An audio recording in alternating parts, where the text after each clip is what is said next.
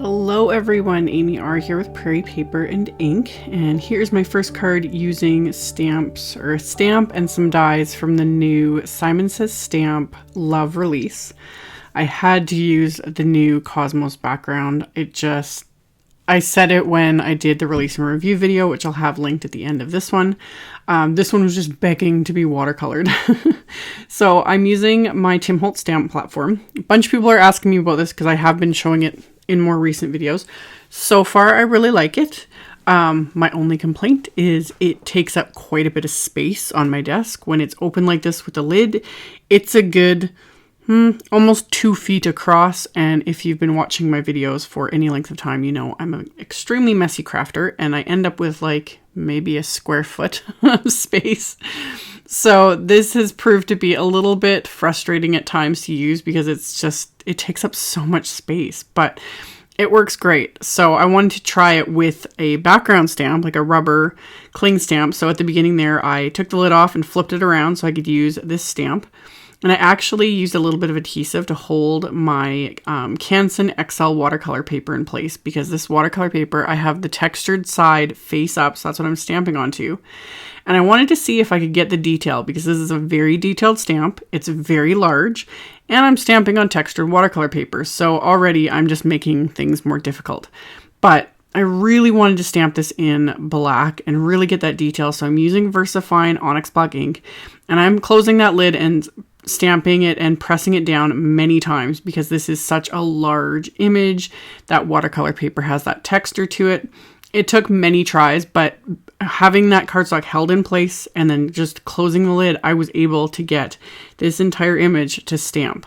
So I could have just left it at this. You don't need to heat emboss this, but because I have that time, because it's the VersaFine ink and it takes a while to dry, I decided to coat it with Nouveau clear embossing powder because with watercoloring, having that the image embossed gives it that raised edge, gives it the glossy look, which is nice, but the raised edge, it just makes it easier to watercolor, so I don't have to worry quite as much about going outside the lines.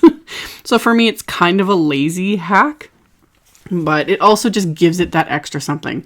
And it also makes sure that I'm not going to smear that stamped black ink because when I work with VersaFine, so many times I end up smearing it. And I had it all over my hands after cleaning the stamp off and the platform off and all that. And I have a tendency to smear this ink. So heat embossing it also helps prevent that.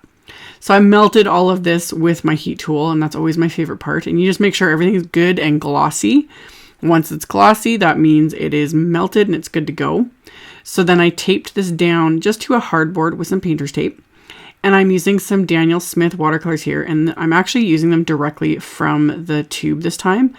I've always used tube watercolors in the sense of just putting them into a palette, letting them completely cure and dry, and then just reactivating them with water. That's just what I'm used to. But I thought I would do something a little different for me and put tiny, tiny little dabs onto just a little ceramic palette I have here.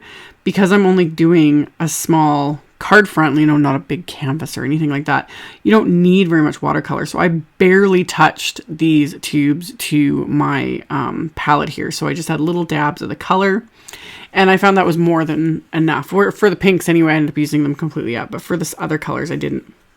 So for the green, I was using Hooker's Green, and I have a silver size 8 paintbrush here. It's quite a large brush, but I really like how much water and color these brushes hold.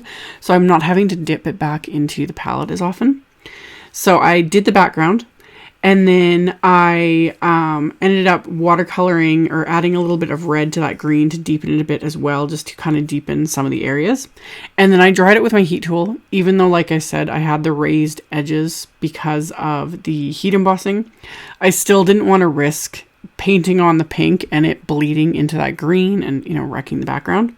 So I sped up the heat or the drying process, and then I'm going along and just coloring in random flowers with, I'm using, of course, Opera Pink, which is like that bright, almost neon pink. It is so bright and so fun. And then the darker one is Quinacridone Rose. So some of these I'm doing the lighter pink, some I'm doing the darker, some I'm leaving white.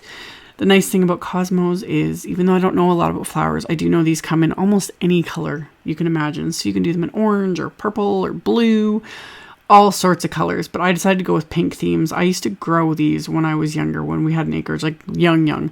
I used to get little cosmos seeds and sprinkle them in random places in the garden. I just love cosmos. I've always had a soft spot for them, and they were always these bright pink, or the pink mixture with the pinks and the whites. Love. So I was going along and I would lay down color, and then I would deepen up the color with the green. I would mix it with the pink, getting a little more comfortable doing this. I'm very aware of the color wheel and what colors work with what and what to use, but I don't always do that. But I did it for this because of all the like detail in that. You kind of have, I think, a really forgiving image to color. So I added in all of my pinks, and then I added in the yellows to the centers, and I actually used a little bit of neutral tint, which is of just kind of a gray color that I watered down, and I added that very lightly to the white ones just for a little extra something. And then once everything was completely dry, I peeled off the painter's tape. You want to make sure whatever it is you're coloring or inking or anything is dry before you peel off painter's tape, because it will rip the cardstock otherwise.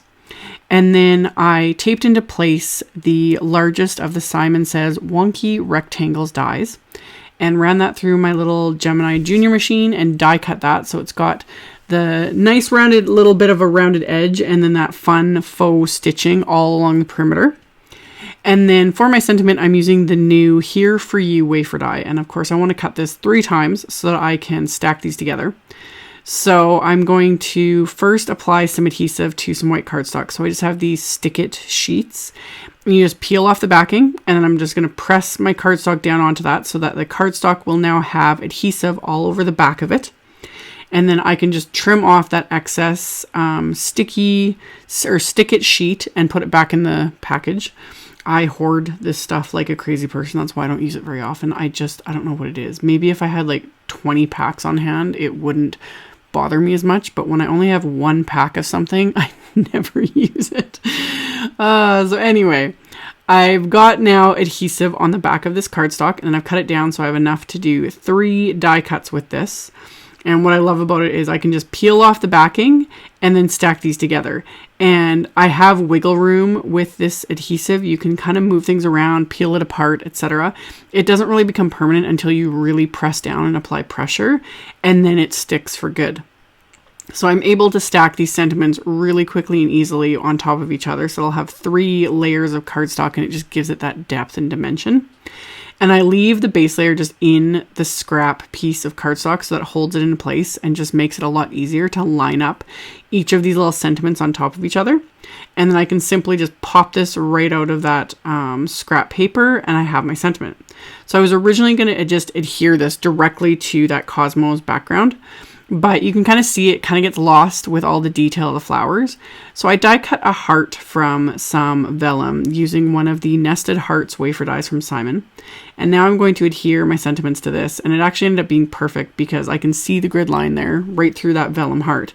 So it makes it 10 times easier to line up these sentiments so that they're perfectly straight. So again, just going to peel off that backing, and then I can press this directly onto the vellum heart. And then to adhere the heart to the card front, I'm going to use my multi-medium matte adhesive, and I'm only going to put adhesive behind the die cut because otherwise you're going to see it through that vellum. So I'm just using tiny little dabs of the adhesive right behind the die cut, almost tracing it because I have that fine tip applicator on here. So I can just trace along the back of the sentiment. It doesn't take much adhesive because I'm only adhering a piece of vellum. And this die cut sentiment, it's not anything heavy that I need to, use a good strong amount of adhesive. So just a tiny thin little line traced along the back of this is more than enough. And now I can flip this over and then line it up and press it onto this background. And I'm going to stack a few acrylic blocks on top of that just to give it some weight while it dries so that it really sticks good to this background because, it's got the embossing and it's been watercolored, etc., etc.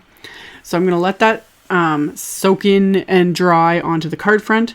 And then for the card base, I have some white cardstock here and a sentiment from the Handwritten Love stamp set. This was part of the Simon Says Stamp Friends release that was before this one.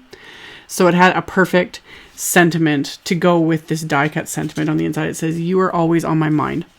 So I lined that up and then stamped that with a stamp platform with that same VersaFine Onyx Black ink.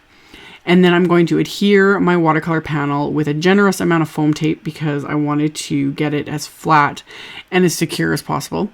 So I adhered that with foam tape, and then as a final bit of embellishment, because I couldn't stop myself and I'm obsessed with these. These are the Cupid's Kiss rhinestones by Studio Claudia that came in the Simon Says February card kit. They're absolutely fabulous. You can't see them much on video, but in real life, it just gives that little extra something. A tiny, tiny bit of sparkle and shine, but nothing too crazy that distracts from the watercolor background. So after I decided how many I was going to add, which was several, I'm adhering them into place with that same multi-medium matte adhesive and my little jewel picker, and just getting them, just adding a dab of adhesive and then pressing those into place. And that finished off my card. So like I said, I will have a link here at the end of the video to the release and review video for this Simon Says Love release. And I will also have a link below the video to my blog post with links to all the supplies used, so you can check that out if you're interested. Thank you all so much for watching and subscribing and thumbs upping and commenting on my videos. I really appreciate it. And I will see you all very soon in the next one. Bye.